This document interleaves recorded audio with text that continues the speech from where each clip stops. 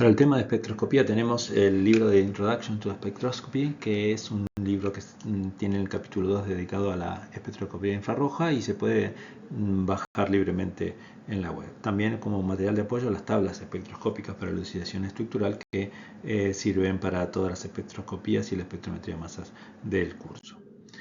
Primeramente vamos a repasar sobre el espectro electromagnético, ya que la espectroscopía siempre es estudia la interacción entre la radiación electromagnética y la materia.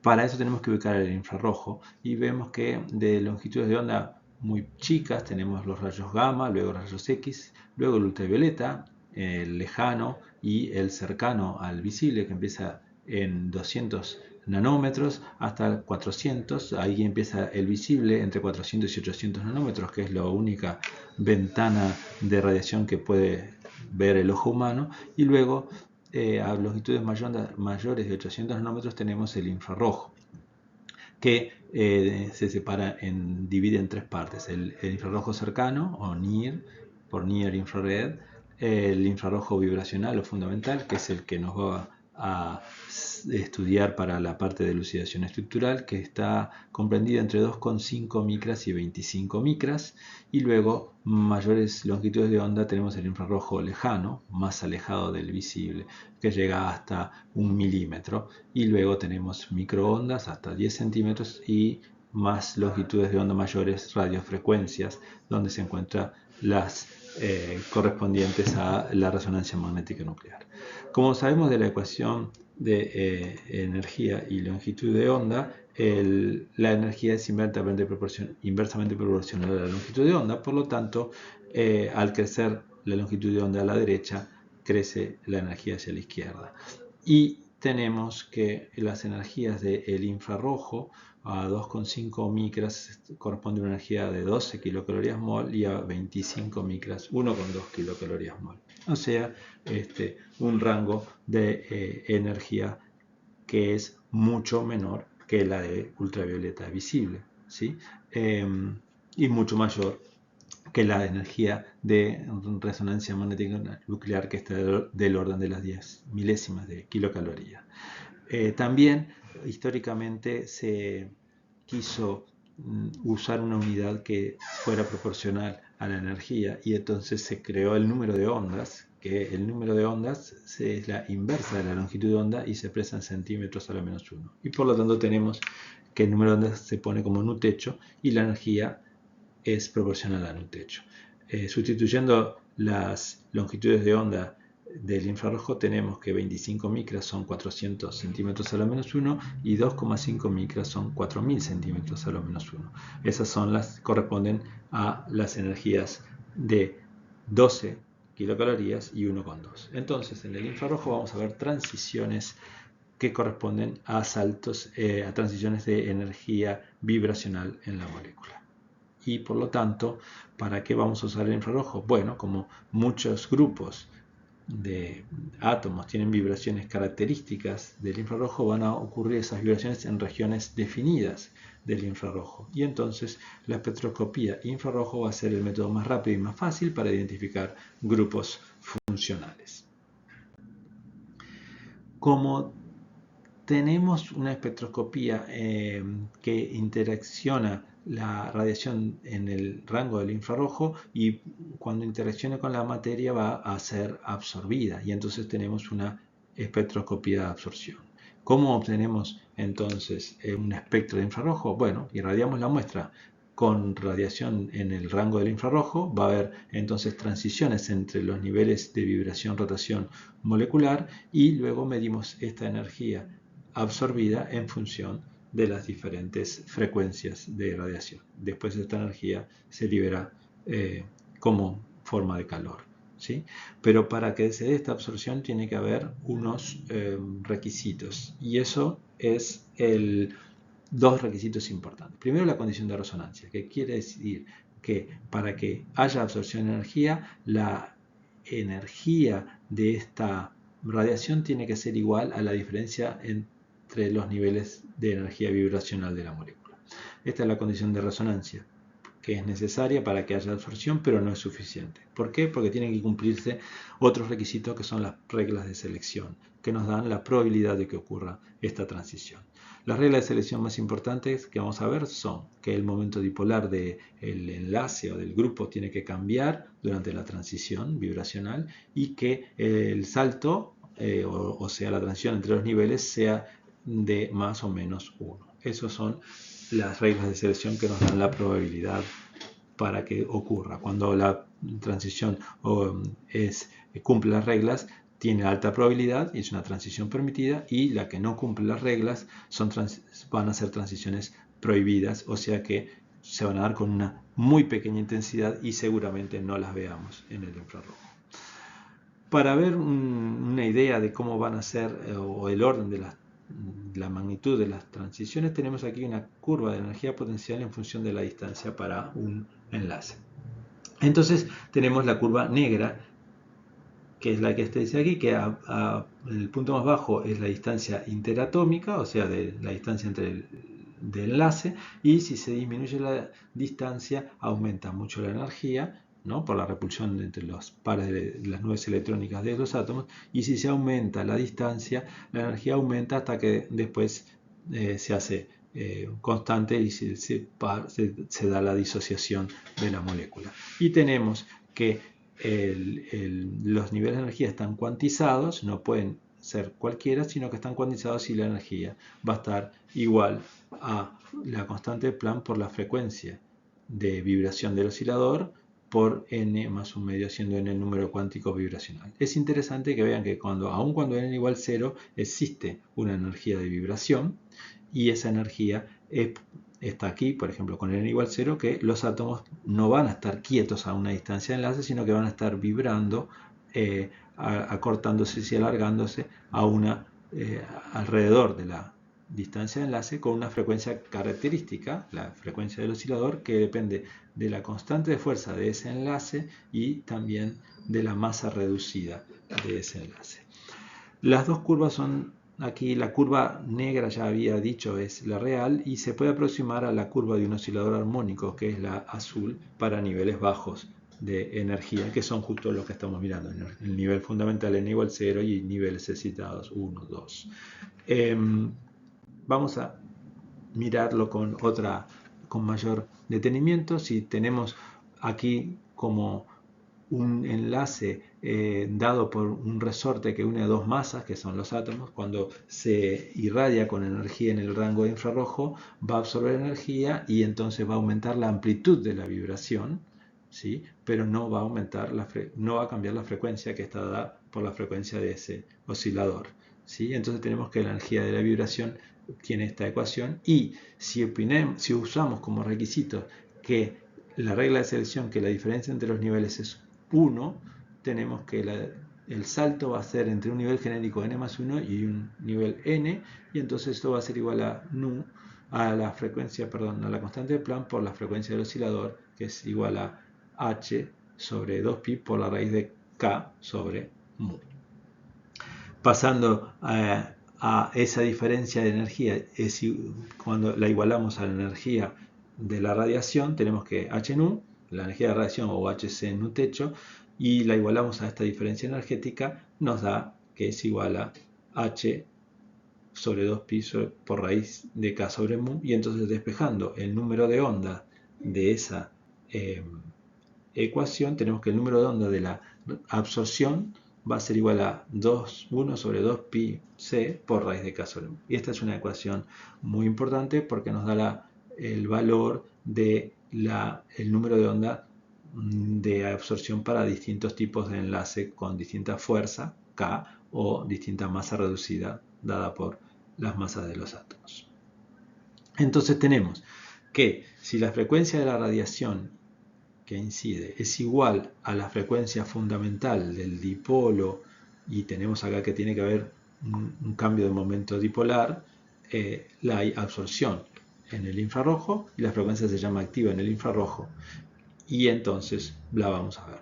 Que también podemos ver, esto lo hacemos con una delta n igual a 1, como ya vimos aquí, y esa transición de 0 a 1 es la que se llama transición fundamental.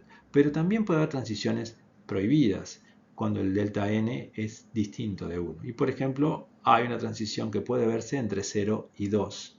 Y esa transición de n igual 0 a n igual 2 se llama primer sobretono. Es una transición prohibida, lo cual quiere decir que tiene una intensidad muy pequeña. Y entonces podemos no verla. Generalmente no la vemos, pero cuando la transición fundamental es muy intensa, el primer sobretono puede verse, muy pequeñito, pero puede verse.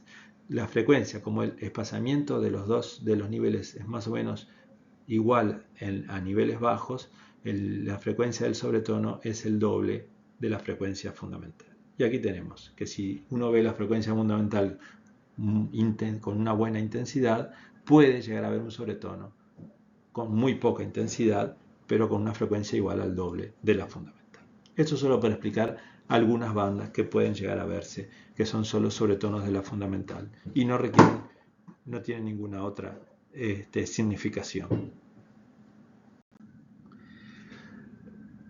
Lo que vimos es para la aproximación del oscilador armónico para un enlace, pero una molécula poliatómica tiene muchos enlaces y tiene entonces muchas vibraciones posibles. Y el número de vibraciones posibles, que es el número de vibraciones normales, o los modos de vibración, o los grados de libertad, todo se refiere a lo mismo, es igual a 3n-6 o 3n-5 si la molécula es lineal, siendo n el número de átomos que tiene. Entonces, este número nos da el número de bandas fundamentales en el infrarrojo.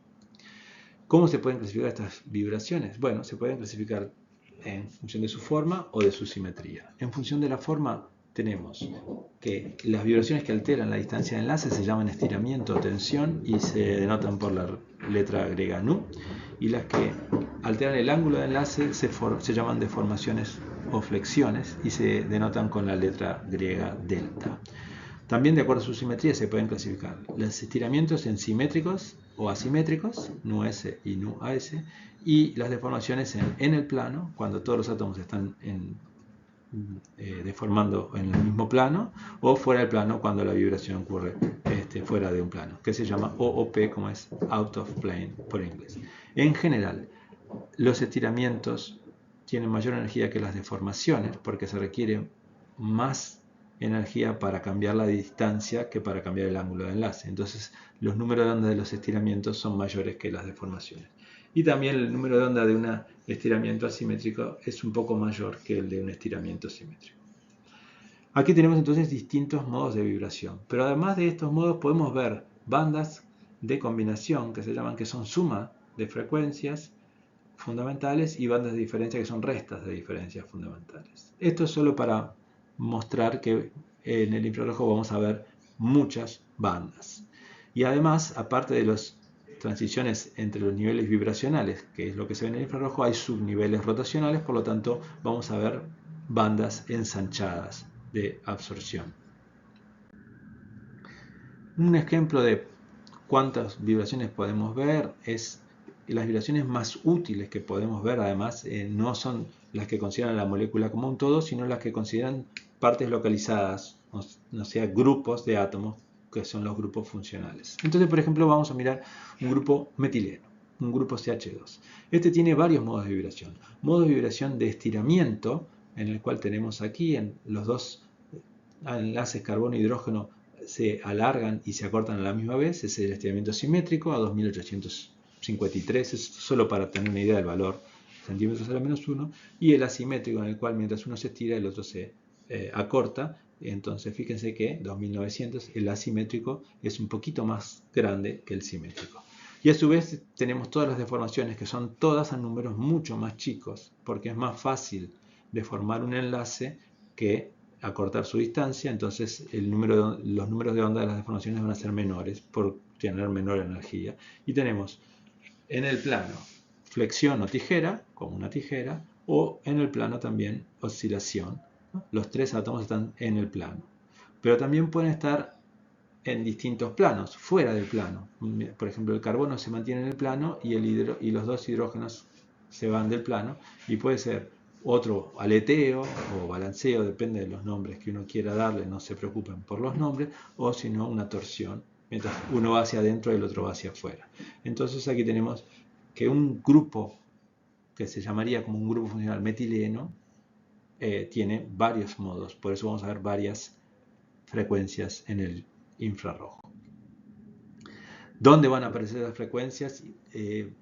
Acá da una tabla aproximada, no se preocupen que después las vamos a ver en mucho detalle, pero si tenemos a mayores números de onda, o sea, mayores energías, tenemos los enlaces simples con un hidrógeno, carbono-hidrógeno, oxígeno-hidrógeno, nitrógeno-hidrógeno. Esos oscilan, esos vibran con un estiramiento entre 2500 y 4000 centímetros a la menos. A menores energías tenemos los triples enlaces, que tienen un enlace muy fuerte, una constante fuerte, triples enlaces de alquinos y de nitrilos, 2000 a 2500, pocas bandas en la zona de 1800 a 2000. Después más abajo, dobles enlaces carbono-oxígeno. Acá tenemos carbonilos y solo están ellos. Entonces esta zona es muy importante, 1650 a 800, porque si hay absorciones en esta zona es que tenemos un grupo carbonilo, que después tenemos que identificar si es un aldehído, un acetón, un ácido, etc.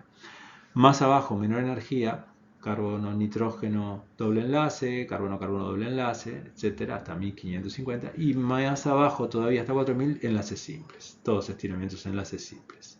También las deformaciones aparecen también cerca de entre 1600 y 1500 y 400. Todas las deformaciones son de menor energía y menor número de onda que los estiramientos. Entonces tenemos estiramientos de enlaces simples que tienen un hidrógeno a los mayores números de ondas, estiramientos de enlaces múltiples, dobles y triples, entre medio, y al final, por abajo de 1550, estiramientos de enlaces simples y deformaciones. Esto entonces, dependiendo de dónde encontremos absorciones, vamos a tener como usar el infrarrojo para asignar grupos funcionales. Carbonilos, por ejemplo, absorben esta zona, triples enlaces en esta.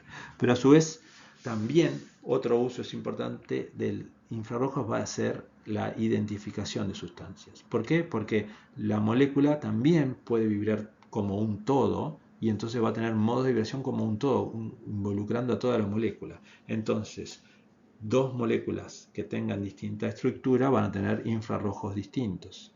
Y entonces el infrarrojo se constituye también en un método de identificación de moléculas. O sea, vamos a saber no solo qué grupo funcional tiene, sino qué molécula es. Por ejemplo, si yo veo un carbonilo de una acetona, no solo voy a saber que es un carbonilo de una acetona, sino que puedo, si lo comparo con una biblioteca de cetonas, saber qué cetona es, si es la butanona o si es la 3-pentanona, por ejemplo. Eso es muy importante porque nos permite identificar las sustancias.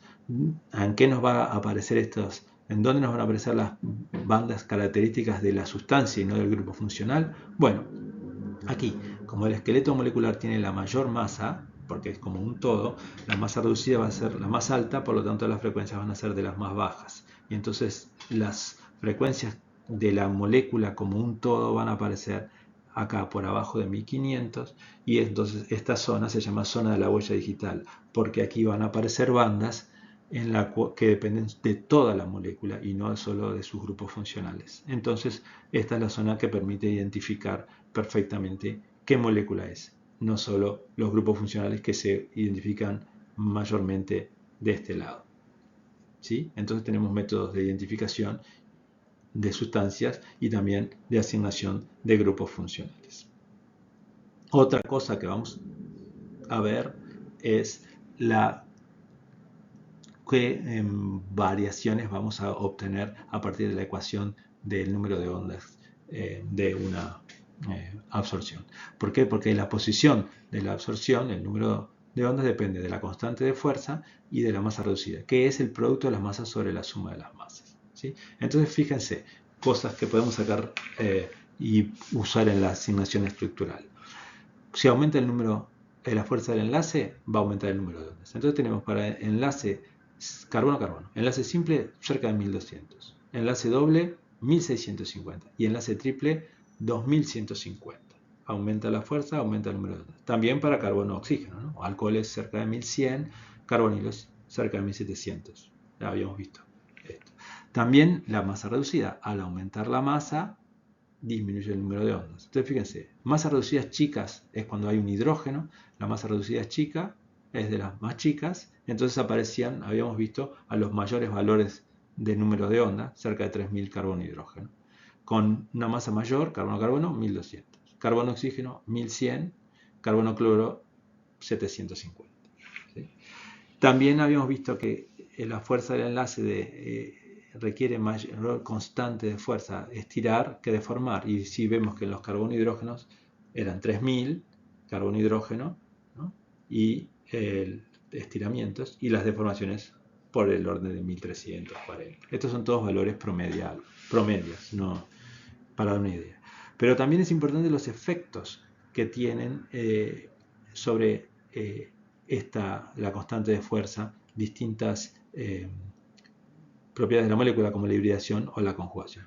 Por ejemplo, si consideramos solo enlaces carbono-hidrógeno, pero con carbono sp3 o sp2 o sp, los números de onda van a ser distintos. ¿Por qué? Porque va a cambiar la hibridación. Al pasar de sp3 a sp2 y a sp, aumenta el carácter S del enlace. Entonces fíjense que cuanto mayor carácter S, los orbitales S tienen los electrones más cerca del núcleo. Entonces, con mayor carácter S, el enlace va a ser más corto, y al tener dos electrones en un volumen más chico, va a ser mayor la fuerza del enlace. Entonces, cuanto mayor carácter S, mayor va a ser la constante, mayor va a ser la fuerza de ese enlace, y el número de onda va a aumentar. Entonces esto nos permitiría distinguir, por ejemplo, enlaces carbono-hidrógeno de alcanos, de alquenos y de alquinos.